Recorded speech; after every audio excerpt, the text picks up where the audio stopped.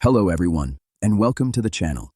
The fashionable story right now says that thorium will save everything: climate, bills, shipping, Europe, maybe even the souls of central bankers. One miracle element, one clever reactor, and the age of expensive energy, sanctions, and gas wars is over. That's the fantasy. The reality is that this fantasy is already built into policy, investment plans, and media narratives. And if Europe keeps living inside it, the continent isn't heading for a green utopia. It's heading for a very real, very expensive war layered on top of an energy crisis it created itself. Here's the scale. Global shipping burns on the order of hundreds of millions of tons of fuel a year. Every container on every ship is your food, your electronics, your tools, your kid's winter jacket. When someone casually writes that China is building a 14,000 TEU container ship with a 200-megawatt thorium reactor, they're not just playing with sci-fi. They're feeding the illusion that physics, engineering, and time can be bypassed by headline. And this is where the official story falls apart. We recently got a beautiful example. A Chinese naval engineer writes a review article about different nuclear concepts for ships. Somewhere along the chain, a newspaper converts it into "China is building the world's largest thorium container ship." Then a Russian site republishes it. Then it floods Telegram. By the time it reaches your feed, it sounds like the keel is already laid, the reactor is humming, and Costco is just waiting for a ribbon-cutting ceremony. Nothing of the kind is actually happening. The original text is about concepts, paper ships. But the hype is perfect. Thorium, China, container ships, next-generation nuclear. It presses every emotional button at once. Now here's the part that keeps engineers awake at night. The gap between the story and the hardware is measured in decades, not in clicks. And that gap is exactly where policy mistakes accumulate. Let's start with the physics, because those are the only laws nobody in Brussels or Washington can amend by press conference. Thorium is a real element. Thorium-232 is the only isotope of it that exists in nature in any serious quantity. It has a half-life roughly comparable with the age of the universe, which means it's effectively stable on human timescales. It sits in the crust, more abundant than uranium, and glows faintly in the imagination of every energy commentator who needs a miracle slide for their presentation. Now the boring, crucial part. Thorium-232 is not fissile. You can fire neutrons at it all day. It will not sustain a chain reaction by itself. It is what nuclear engineers call fertile. Given the right conditions, it can be converted into a fissile isotope that can run a reactor. The scheme looks like this in principle, without the algebra. A neutron hits thorium-232. You get thorium-233, which is unstable and beta decays in minutes. That turns into protactinium-233, which lives for weeks. Then protactinium decays into uranium-233, and that is fissile. So when you see the phrase thorium reactor, treat it as marketing shorthand. There is no magic box where thorium burns cleanly and safely. What you really have is a reactor that runs on uranium-233, with thorium sitting around as feedstock to breed more fuel. You see the problem here, right? Already the story is more complicated than the headline. Now add neutron economics. A fission event of uranium-233 or uranium-235 produces on the order of 2 to 3 neutrons. Some are needed to keep the chain reaction going. Some are lost to leaks, to absorption in structural materials, to capture in various isotopes that go nowhere useful. In a practical reactor, you fight for every neutron. It's not an infinite shower. It's a carefully balanced budget to make thorium breeding work. You're not just running a reactor. You're also trying to reserve enough neutrons to keep the core critical, convert thorium into uranium-233 through that two-step path, and not waste too many on parasitic captures in the intermediate protactinium or in junk isotopes. In short, the math doesn't care about our ambitions. This is where the first generation of nuclear engineers in the 1940s to 1960s did something very rude to the thorium dream. They actually calculated this stuff. They compared 3 options: the uranium-235 route, the plutonium-239 route via uranium-238, and the thorium to uranium-233 route. On paper, thorium had nice features: more abundant, Interesting neutron yields, potentially good safety characteristics in molten salt designs. But there were three brutal structural problems. First, weapons. The early nuclear industry in both the US and the USSR was built around one overriding goal: produce material for bombs. Uranium-235 and plutonium-239 fit perfectly into that military logic. Their chemistry and metallurgy were hard, but once the pathway was built, the entire industrial ecosystem aligned with it. Uranium-233, the child of thorium, was less attractive, always contaminated with nasty gamma-emitting impurities, awkward from a weapons engineering perspective, and demanding an entirely separate reprocessing infrastructure. Generals weren't funding that. Second, chemistry and reprocessing. To use thorium properly, you need to manage that protactinium intermediate, isolate it, shield it, let it decay out of the neutron flux, then feed uranium-233 back in. That means hot cells, exotic chemical circuits, continuous reprocessing. In simple language, extremely complex facilities, bathed in radiation, running processes that make a modern refinery look like a lemonade stand. Third, neutron losses and reliability. Every capture on the wrong isotope is a lost neutron. In a thorium cycle, the list of possible wrong targets expands. If too many neutrons get eaten by the wrong nuclei, the chain reaction becomes fragile. The reactor becomes touchy, hard to operate, far from the robust cargo ship engine fantasy. This is the flaw you can't fix with PR. So both superpowers did the adult thing in their own cold way.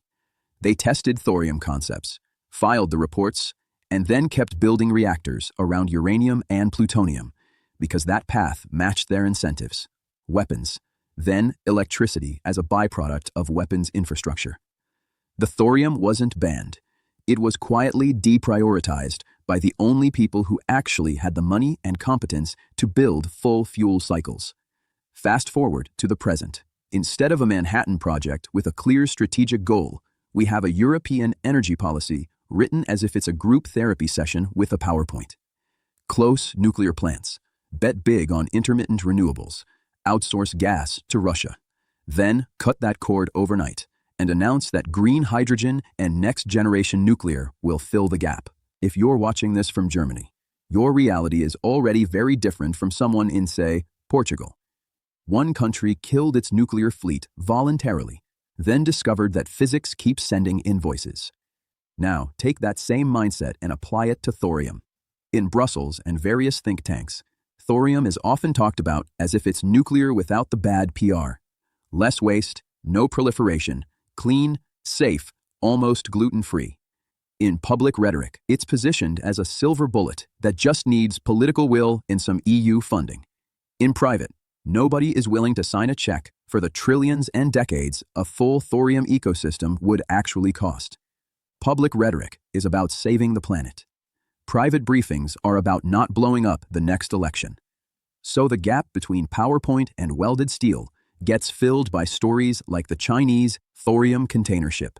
A naval engineer writes a respectable article reviewing possible reactor concepts for ships: lead-bismuth fast reactors, molten salt systems, high-temperature gas-cooled designs.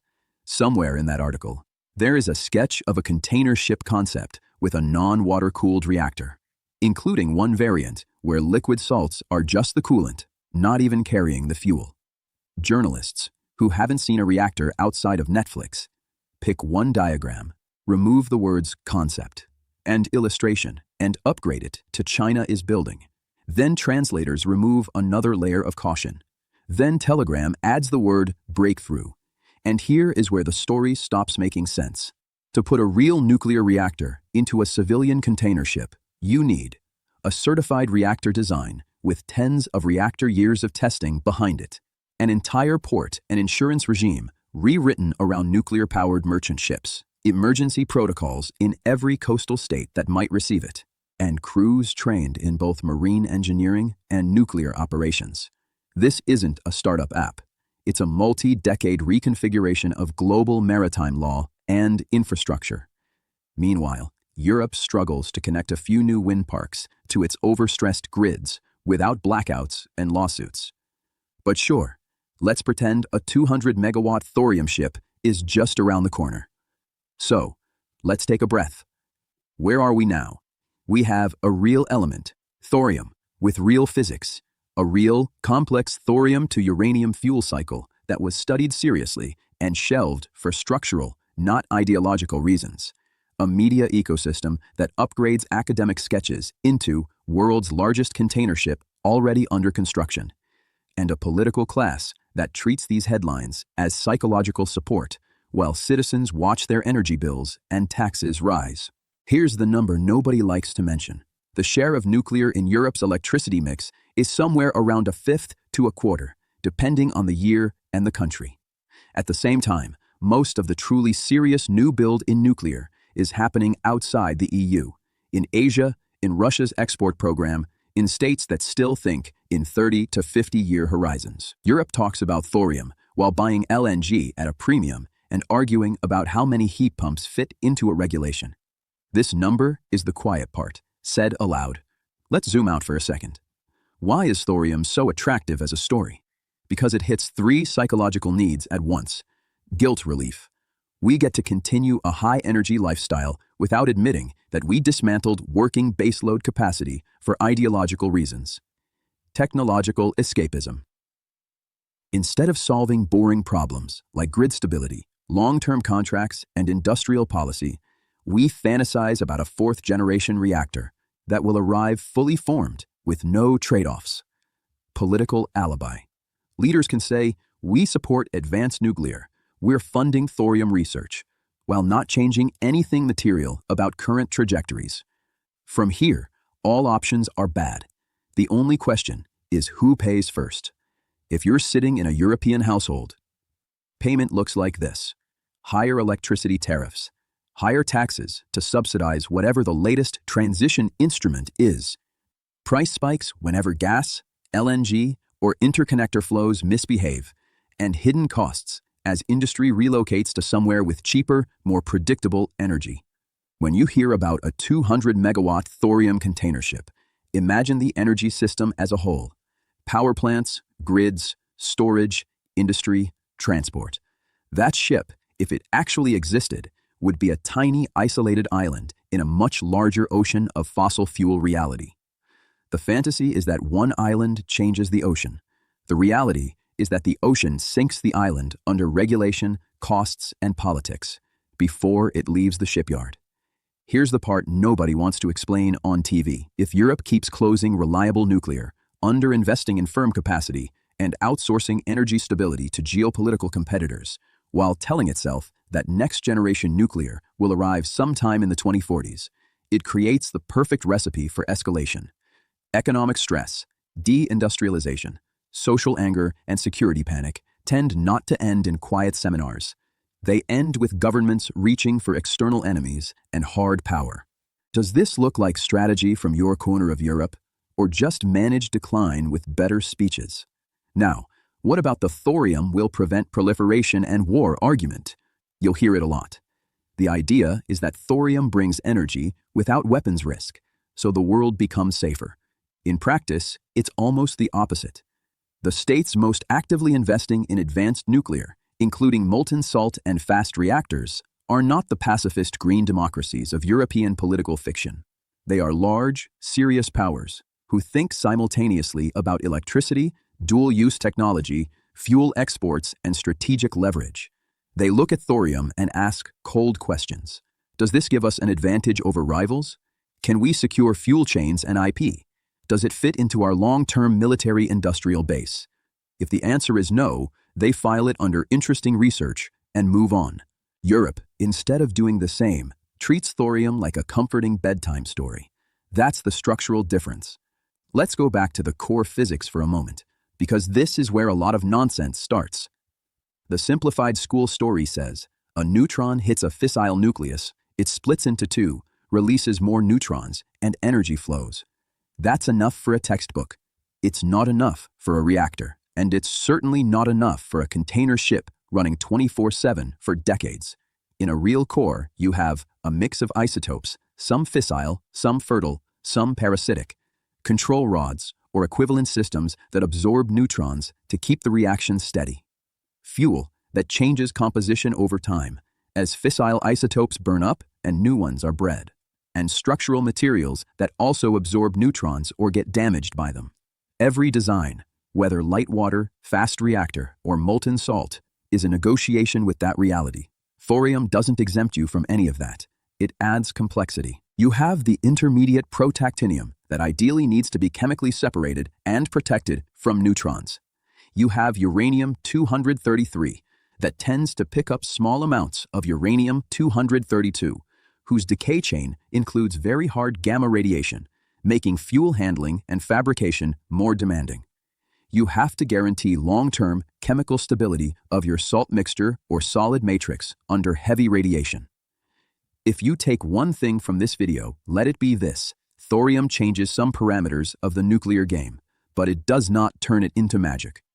Now layer money on top of physics. A working thorium-based system requires a reactor core and materials qualified for high-temperature, corrosive environments, an entire reprocessing chain that can handle highly radioactive, chemically aggressive fluids, a fuel fabrication and quality assurance system for uranium-233, regulatory frameworks that currently don't exist in any mature form for molten salt shipping reactors, and insurers, port authorities, navies, and coastal states willing to live with floating reactors entering their waters. All of that costs real euros, dollars, yuan, not grant money, but heavy industrial capital, long payback periods, political risk. Now put yourself in the shoes of a European policymaker who thinks in 4-year election cycles and lives in a media space where nuclear is still treated as a moral question, not a systems question. Are you going to push a controversial, capital-intensive, decades-long program to build thorium infrastructure? Or are you going to fund a few research projects, give a speech about leadership in next-generation nuclear, and go back to arguing about carbon pricing and heat pump subsidies? You know the answer. This is explaining to idiots mode. But the idiots in this case are not the voters. They're the people who write strategy documents that read like marketing brochures and then get surprised when steel, cement, shipping, and chemicals migrate to jurisdictions that still understand what a baseload plant is. Let's pull the lens right down to daily life. For a household or a small business, the energy system is brutally simple. Is there power when you need it? Is it affordable relative to your income and margins? Is it predictable enough to plan investments and life decisions? Everything else is decoration. The current European model increasingly fails all three tests: more volatility, higher average prices, and less clarity about where things will be in 5 or 10 years. Misleading thorium hype adds a fourth problem: time waste. Instead of admitting we need boring, proven reactors now, and we need to stop sabotaging our own energy base, we diffuse responsibility into the future. Research is underway. Demonstrators are coming. Advanced fuel cycles will help. In the meantime, container ships still burn fuel oil or LNG. Ports still run on grids that depend heavily on gas, coal, or imported electricity when the wind is down and the sky is dark. And the same politicians who killed existing nuclear capacity photo-op themselves in front of wind turbines while retweeting articles about Chinese thorium ships. Here's the part economists fear: combining high structural energy costs with geopolitical confrontation. History is not kind to regions that try to fight proxy wars, sanction major suppliers, rearm, and run large welfare states without a strong, cheap, secure energy base. At some point, the contradictions resolve themselves in harder ways: austerity, deindustrialization, migration crises, internal unrest. And when that pressure becomes politically unbearable, one very old instinct kicks in: find an enemy, raise the stakes, distract the population. If Europe continues like this, chasing miracle isotopes and fantasy ships while strangling its own real energy backbone, the probability of a large war on the continent does not go down. It goes up. Not because thorium is bad, but because the illusion of thorium and similar technological fairy tales are being used as an excuse not to face structural reality. You see the problem here, right? There is nothing wrong with researching thorium. Serious engineers should absolutely keep probing molten salt systems, advanced fuel cycles, and better materials. The problem begins when a research topic gets repackaged as a civilizational escape hatch.